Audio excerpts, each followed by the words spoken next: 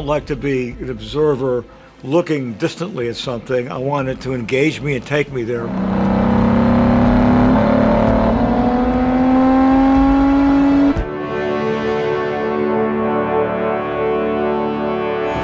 It's not simply the place, the furniture, the wardrobe, what the streets look like, and all that detail, which is terribly important, but it's also period-accurate attitude, psychology, the absence of psychology. He is very interested in internal life. Internal life is 90% of all of his notes. Doing the deep dive and trying to recreate a cultural reality and a psychological reality. Excuse me, please. My husband isn't here. He's out whoring. Grazie, buongiorno. What's the stereotypical marriage in bourgeois regional provincial Modena 1957? What's the authority structure? Because Enzo's irreverent. He disputes authority and makes his own way. If Anthony is looking for a scapegoat, then here I am. But that's different than somebody exercising free will where there's no authority structure and they don't have something to push against. When we lose, you're a lynch mob. No. It's enough to make the Pope weep. It's the value system. It's all of those things, and that's not work. That's the adventure of it. And I can't imagine any reason to do it any other way.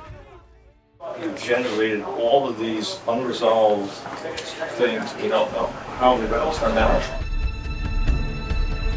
Michael is not only paying attention to our performances, he's paying attention to the way the light is moving in every single take, the way the camera operator is conducting his business, and there's so many different elements at play. Get some people to walk through. I don't see anybody. It's all too static. He's a conductor. He's waiting for that perfect symphony to come together.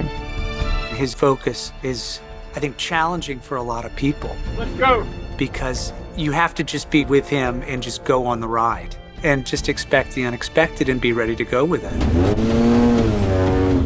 And I think that's a good artist, is they take what's happening in front of them, very much like what's going on in the car on the track, and you adapt and you make it work for you. Let's get that camera in. Okay. That's the main shot.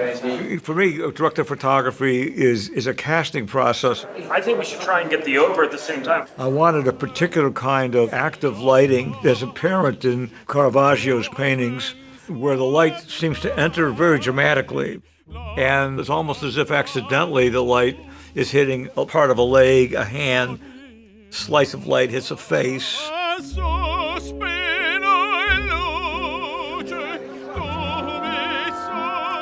Michael's command of the frame, his use of the frame is such a signature of his, and it's specifically tied to what's happening dramatically in the scene between the characters. Thank you, Rob. The dramatic scenes have a certain stateliness and uniformity within the color and in the camera movements, and then opposed to that, every time there's a race car. And the race cars are red, vibrant, savage. When we get in the cars, the camera's handheld, and it's in the passenger seat next to the driver, and you feel the road noise and you feel the dust on your face. You could easily have made this a movie that's just cars moving fast. But I never feel like in Michael's movies he sacrifices character for any kind of spectacle. Ready? And roll, please. Michael gives his actors space and is intelligent enough to not control that. There is a shorthand, there's that respect. When to give them something that will open them up or when to kind of, be invisible. He's there holding your hand through that process. He's thought of every angle. We all know it's our deadly passion, our terrible joy.